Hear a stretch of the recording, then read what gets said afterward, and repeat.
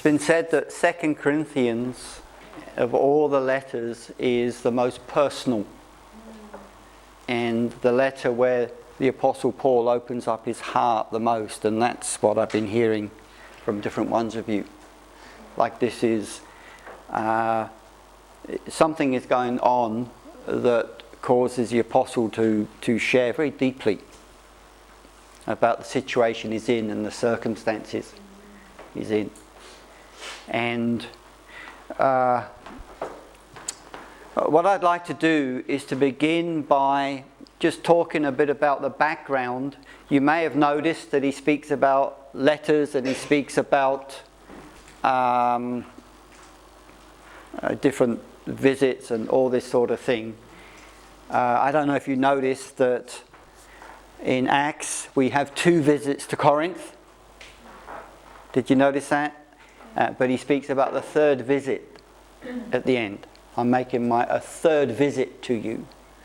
And as soon as you read that, because you're good SBS students, you went, boop, boop, boop, boop, boop, boop. Oh, how does that work? You know, how does that work? And so what I'd like to do is talk about that, because reflecting on the background can really help us in this letter. There's so much that has gone on that we don't read about in the book of Acts. We read about the church being planted. Paul was there for 18 months. He left. That 2nd missionary journey, 3rd missionary journey, he left Ephesus, he travelled round and spent 3 months there, then took the gift to Jerusalem. So that's what we get from Luke. When we come to 1 Corinthians, 2 Corinthians, we realise there was a whole lot more that was going on. And it's that whole lot more that we can get simply by carefully reading the letters. The Apostle Paul, for example, says in chapter 1 that he was absolutely unbearably crushed in persecution when he was at Ephesus. Now, the reason he says that is because that's what happened. When you read Acts, you don't read that. You read that there were trouble, you read the silversmiths were upset, and you read that there was this big thing happening there. People were being transformed, amazing things were happening, but you don't read about that. And of course, the reason is that Luke, inspired by the Holy Spirit, when he wrote Acts, he had 30 years of material. How would you get 30 years of material in a short book? So he had to be very selective, and we know that. And he was purposely selective. He had his own agenda, if you like, his own purpose in writing Acts. So there's lots left out. That's essentially has to be the case. But here we get a whole lot more. And so what I'd like to do is just take some time to reflect on the background stuff. And what I've called it is the Corinthian Correspondence. And we'll begin at the beginning. So some of this might be review, and then we'll pick it up and we'll look at 2 Corinthians. If we start at the beginning, we know that the church was planted on the 2nd missionary journey. The date given to that is understood to be about AD 51-52, and he stayed there for 18 months and then went on to Ephesus. This you will be familiar with. And you know from your study of 1 Corinthians that even in 1 Corinthians there's different letters involved. You'll remember how Paul, it seems, had sent a previous letter that is lost to us. It's mentioned in chapter 5, where he is urging the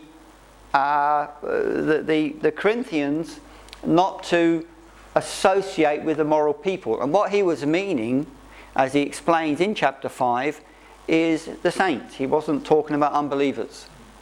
If you're not going to associate with immoral unbelievers, he says you'd have to go to the moon. Come out of the world. And he wasn't advocating that. But it had to do with the area of church discipline and influence. And it seems that that particular letter had been misunderstood or possibly disregarded or disagreed with. Different things, it could be different things. And then this was probably the first letter that Paul wrote, and it's been lost to us. Some people think, as we will see, that part of that letter might be in 2 Corinthians chapter 6.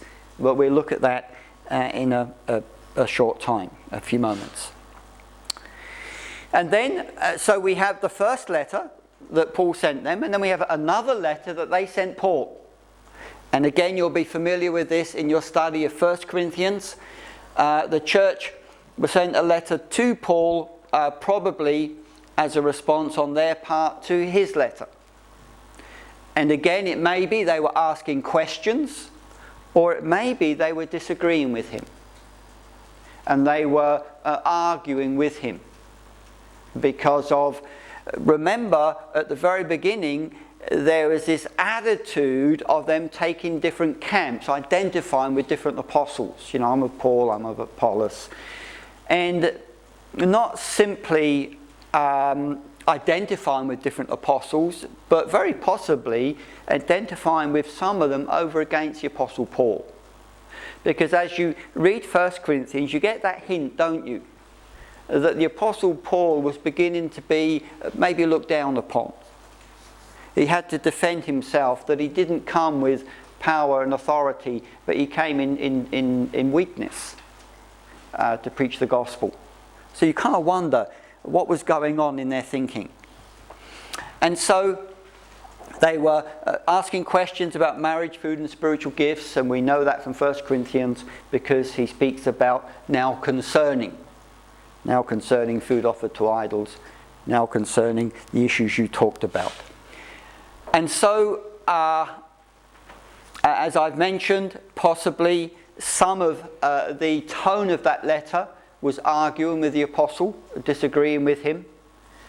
Maybe, and the reason for this is because some of 1 Corinthians is combative in nature. I don't know if you noticed that. In chapter 4. Where he says, it's a small thing if I'm judged by you. Do you remember that? Chapter 4. In chapter 9, he's defending himself because he doesn't take money from them. And at the beginning of chapter 9, he says some things. Am I not free? Am I not an apostle? Have I not seen Jesus our Lord? Are you not my work? If I'm not an apostle to others, at least I am to you, for you are the seal of my apostleship in the Lord. This is my defense to those who would examine me. So, why would he have to write that? And so it seems that there was a little bit of an edge in this relationship that was beginning to grow and to develop.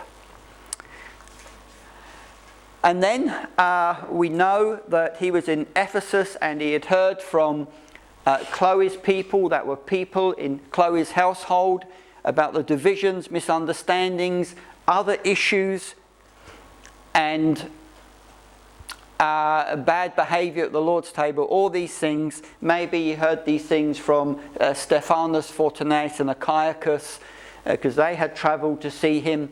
So different things going on there. And so out of that we have 1 Corinthians. Out of all those things, we have what we call 1 Corinthians, which is 2 Corinthians, because it's the second letter. But we call it 1 Corinthians. And Paul addresses all of these things. It was sent maybe by Stephanus, Fortunatus and Achaicus when they went back, or maybe Timothy. He was sending Timothy to them. We don't know who the post person was for that. But it was sent, and this became his second letter to the church. Now, what is interesting is that at the end of 1 Corinthians, you'll notice he identifies his travel plans. And this is something in 2 Corinthians that seems to become an issue. And his travel plans was that After Ephesus, he was going to go to Macedonia. And after Macedonia, he was going to go to Corinth. That's straightforward, up to Macedonia, and then on to Corinth, and to spend some time with you. But he was going to stay in Ephesus until Pentecost. And then he was going to go. Now, it would seem that Timothy travelled to Corinth, maybe with the letter, 1 Corinthians, gave it to them, and he came back to Paul and reported that the situation had in some way deteriorated. In other words, they were not responding to the letter in 1 Corinthians. The relationship between the apostle and the church was being strained, and things were not going well. And the problems is, we can see from 2 Corinthians chapter 12, there continued to be sin in the church of the nature that is discussed there. But particularly his authority continued to be undermined. Now, one of the challenges you see Paul wrestling with as a leader in 2 Corinthians, the apostle who believed in servant leadership, how do you as a servant leader establish your authority over a church that's disregarding it? That's quite a challenge. And so his authority had been undermined, and possibly by one person in particular. This person is spoken about in 2 Corinthians chapter 2. Here, and he speaks about him. And so the issues were really getting quite bad. And so let's just have a look at these references, because in 1 Corinthians chapter 4, having talked about how the church should relate to travelling teachers, how travelling teachers were there to serve them rather than have authority over them. It's a lot of what he says, especially in chapter 3. He says in chapter 4 verse 1, think of us, that is him, Apollos, and other travelling teachers, think of us in this way as servants of Christ and stewards of God's mysteries. However, it requires of servants that they be found trustworthy. So it's contrary to the image of the world. Don't think of us travelling teachers as the great mighty teachers that come round and lord it over you. But think of us as servants. We're servants of God, and each one of us are stewards of what God has given us. He said in chapter 3, some plant and some water. God gives the growth. The one who plants is nothing, and the one who waters is nothing. The only one who is something is God, who gives the growth. The rest of us, we're simply stewards. And so he says here, we are stewards, but moreover, verse 2, it is required that of stewards that they be found trustworthy. Verse 3, but with me it is a very small thing that I should be judged by you. Now that gives you a hint of something that was going on. You don't write that sort of thing if there's no need to. And so there's some kind of judging that was happening there. And he goes on. I do not even judge myself. Verse 4, I'm not aware of anything against myself, but I'm not thereby acquitted. It is the Lord who judges me. Therefore, verse 5, do not pronounce judgment before it's time, before the Lord comes. And so you can see even in this, what we call 1 Corinthians, there was this undercurrents of judgment against the apostle. And it seems that rather than 1 Corinthians sorting the problem, it had continued to grow.